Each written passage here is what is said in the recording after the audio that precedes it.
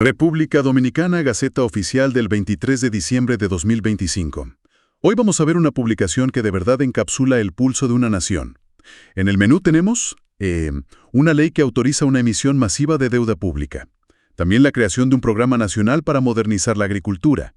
Y una serie de decretos del Poder Ejecutivo que van desde la venta de terrenos y el otorgamiento de pensiones hasta una extradición y nombramientos diplomáticos. Este conjunto de documentos, la verdad, nos ofrece una visión muy clara de las prioridades del país, en lo económico, lo social. Sí, en todo. Bueno, vamos a desglosar esto. Empecemos por lo más contundente, ¿no? En términos financieros, la ley número 100-25 autoriza al Poder Ejecutivo a emitir deuda pública por más de 401.000 millones de pesos dominicanos.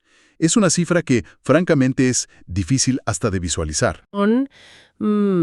Algo así como el 10% del Producto Interno Bruto del país. Es como si una persona que gana $50,000 al año pidiera un préstamo de $5,000, pero no para los gastos del día a día, sino para hacer una inversión estratégica en su casa que le va a subir el valor a largo plazo. Es una cantidad muy significativa. Exacto. Entonces, más allá del necesitamos dinero, ¿cuál es la justificación oficial para una cifra de esa magnitud? Ahí es donde hay que leer, digamos, la letra pequeña, lo que la ley llama los considerandos, que son básicamente las justificaciones formales. Y lo que te muestran es una estrategia con varias capas. El objetivo principal, claro, es financiar el presupuesto general del Estado para 2026. Pero no se queda solo ahí. Exige que el financiamiento esté alineado con la Estrategia Nacional de Desarrollo, lo que en teoría ata el dinero a proyectos clave. Y además busca dinamizar el mercado de valores local. O sea que una parte es para el gasto público y otra para fortalecer el sistema financiero de aquí. Precisamente. Y hay una tercera capa, que es la internacional. Al salir a los mercados de capitales globales, el país establece una referencia de su riesgo. Lo que es fascinante aquí es el juego de señales. No es solo conseguir fondos, es una apuesta de alto nivel a la propia estabilidad del país. Es decirle al mundo, somos un lugar creíble para invertir. Y el valor de esa señal de confianza puede ser a la larga más importante que el dinero. Entiende el argumento estratégico, ¿sí? Esa idea de que es una inversión y una señal. Pero desde la perspectiva del ciudadano, lo que se ve es un titular que dice, el gobierno se endeuda por 400.000 millones más. La preocupación inmediata es, subirán los impuestos. La economía se vuelve más frágil. ¿Cuáles son los riesgos reales? Y esa es la pregunta clave. Los riesgos son enormes. El escenario de pesadilla es que las tasas de interés globales se disparen, como ya ha pasado, y de repente el costo de esa deuda se multiplica, o que la economía local no crezca al ritmo que se proyecta, y entonces el peso de la deuda sobre el PIB se vuelve asfixiante. Por eso es una apuesta. El gobierno está apostando a que el crecimiento futuro que generen estas inversiones será mayor que el costo de la deuda. Si aciertan, es un motor para el desarrollo. Pero si fallan... Si fallan, puede comprometer las finanzas públicas por una generación. Es un equilibrio muy delicado. Y parece que este tema de la inversión estratégica sigue en el siguiente punto. De la macroeconomía financiera pasamos a la economía real, a la tierra. El decreto 688-25 que crea el Programa Nacional para la Mecanización de la Producción Agrícola, el PRONAMECH. Sí, y es una conexión directa. Por un lado, el Estado busca capital a gran escala. Y por otro, lo inyecta en sectores que considera vitales. Exacto. Este decreto es una respuesta a varios desafíos a la vez. Primero, la crisis alimentaria global. La idea es fortalecer la soberanía alimentaria, producir más. Segundo, se busca la sostenibilidad. Se menciona explícitamente reducir la huella de carbono e hídrica, algo que ya no es opcional, ¿no? Claro. Pero hay un tercer punto en el decreto que a mí me llama mucho la atención. Habla de reducir la dependencia de la mano de obra extranjera en el campo. Esa es una frase con una carga política y social muy considerable. ¿Es una solución real o podría crear otros problemas? Toca un nervio fundamental. La tensión fascinante en este decreto está justo ahí, entre la tradición y la tecnología, entre la eficiencia económica y la realidad social. Por supuesto que la mecanización promete mayor rendimiento, menores costos, Pero también amenaza con desmantelar estructuras sociales rurales que se han construido por generaciones en torno al trabajo manual, un trabajo que en gran parte es realizado por mano de obra migrante. El verdadero desafío del gobierno no va a ser comprar los tractores. Sino gestionar el cambio que viene con ellos. Exacto. El profundo cambio cultural y laboral. Podría generar un efecto dominó que no se espera. Si reduces la necesidad de mano de obra, ¿qué pasa con esa gente? Podría crear escasez de trabajadores para las tareas que las máquinas no hacen o, al contrario, generar desempleo. Esas son las consecuencias de segundo y tercer orden que hay que pensar. ¿Hay programas de reconversión laboral para esos trabajadores? ¿Están los productores preparados para el costo de mantener esa tecnología? La modernización es necesaria, sí, pero si no se gestiona su impacto social, puede que resuelvas un problema creando otros 5. Vaya, la escala de las decisiones en este documento es impresionante. Acabamos de hablar de finanzas que afectan a toda la nación y un programa que puede transformar el campo por décadas. Ahora vamos a hacer un zoom radical, desde esa vista de 30.000 pies de altura hasta el nivel del suelo, literalmente. El decreto 689-25 autoriza a varios ayuntamientos a vender terrenos municipales a particulares. Es un cambio de escala que ilustra muy bien las múltiples funciones del Estado, ¿no? Pasamos de los miles de millones de pesos a transacciones muy específicas. Espera un segundo. Es que aquí está el detalle.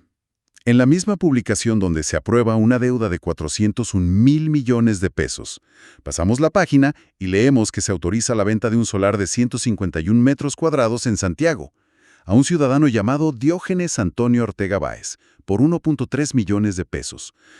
La amplitud de lo que es gobernar, todo en un solo documento, es fascinante. Y aunque parezca una transacción menor, su impacto a nivel individual es inmenso. Estas ventas son un mecanismo clave para formalizar la propiedad. Para una persona como el señor Ortega Báez, que quizá ha ocupado ese terreno por años sin un título, Claro. esto significa seguridad jurídica. Significa poder usar su propiedad como garantía para un crédito, poder dejarle en herencia legalmente. Transforma un activo informal en capital real. Le da un respaldo legal que antes no tenía. Y para el municipio me imagino que es una fuente de ingresos. Exactamente. Son ingresos frescos para los ayuntamientos, que se pueden destinar a obras locales, pero también es una herramienta de planificación. Al regularizar la tenencia de la tierra, se puede organizar mejor el catastro, el cobro de impuestos, la provisión de servicios. Son pequeñas piezas que construyen el rompecabezas de una ciudad. Exacto. Y siguiendo con ese impacto directo en la vida de la gente, hay todo un bloque de decretos, del 692 al 701, que otorgan jubilaciones y pensiones. Hay jubilaciones por antigüedad para exservidores públicos, pero destaca un grupo. Son 207 personas afiliados del antiguo Instituto Dominicano de Seguros Sociales, el IDSS. Reciben una pensión de 10.000 pesos mensuales. Este grupo es un verdadero vestigio de la historia social del país. El IDSS se disolvió hace años y su sistema de pensiones fue absorbido por el nuevo. Lo que vemos aquí es al Estado cumpliendo una promesa hecha décadas atrás. Estas no son concesiones, son derechos adquiridos por trabajadores que cotizaron en un sistema que ya no existe. Es como cerrar un capítulo de la historia de la seguridad social del país. Totalmente. Es el Estado actuando como garante de la continuidad de los derechos sociales a través del tiempo. Y en medio de todo esto, otro decreto, el 699-25, que concede la nacionalidad dominicana a 16 personas. Y la lista de orígenes es un pequeño mapa del mundo. Venezuela, Pakistán, España, Serbia, Haití, Cuba, Taiwán. Un pequeño pero muy elocuente reflejo de la diversidad creciente de la sociedad dominicana. Pasemos ahora a los asuntos de Estado, ya en el plano internacional y legal. Hay un caso que resalta por su gravedad. El decreto 695-25 ordena la extradición del ciudadano dominicano Felipe Parra Almonte a los Estados Unidos. Y los cargos son serísimos: asalto armado con intención de asesinato y agresión con arma peligrosa en Massachusetts. Este caso plantea una pregunta importante sobre la cooperación judicial. A primera vista parece un procedimiento estándar, pero el texto revela dos detalles cruciales. Primero, el proceso fue rápido porque el propio Felipe Parra Almonte consintió voluntariamente en ser entregado. No hubo una batalla legal. Él mismo aceptó la extradición. Eso lo simplifica todo, claro. Muchísimo. Y el segundo detalle, que es el más importante desde el punto de vista de la soberanía y los derechos humanos, es que la extradición se concede bajo la condición explícita de que no se le podrá aplicar la pena de muerte. O sea que no es una simple entrega. Para nada. Es más bien una negociación. Estados Unidos consigue al sospechoso que busca, pero la República Dominicana impone una condición que se alinea con sus propias leyes, que prohíben la pena capital. Exactamente. Se afirma la soberanía del país incluso en el acto de cooperar.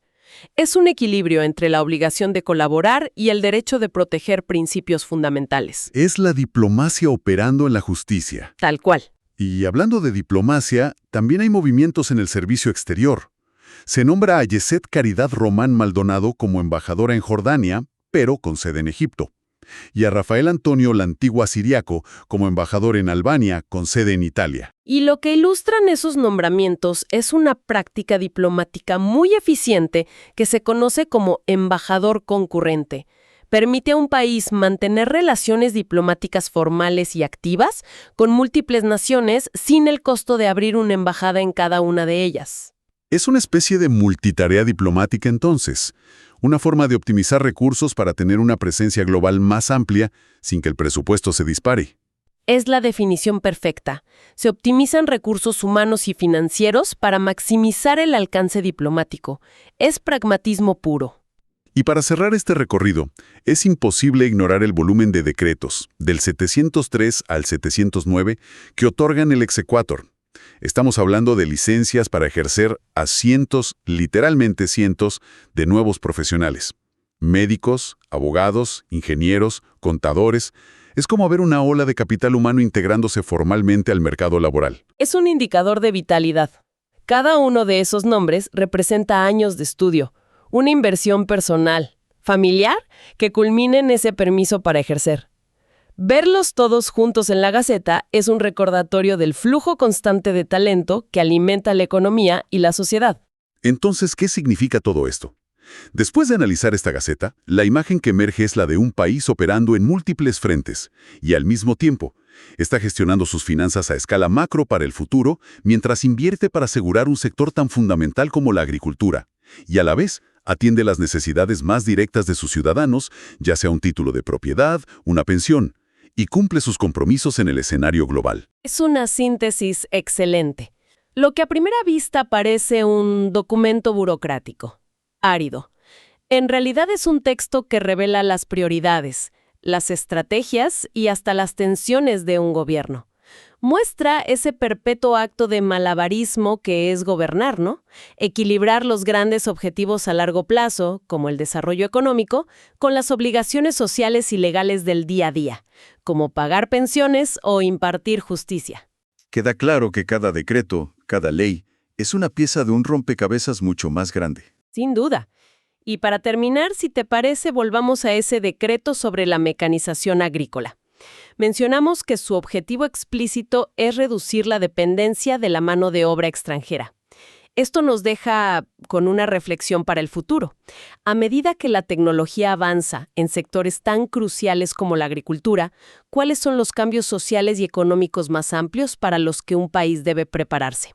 Especialmente en lo que respecta a su fuerza laboral, las dinámicas migratorias y el futuro de sus comunidades rurales. La respuesta a esa pregunta definirá el campo dominicano del siglo XXI.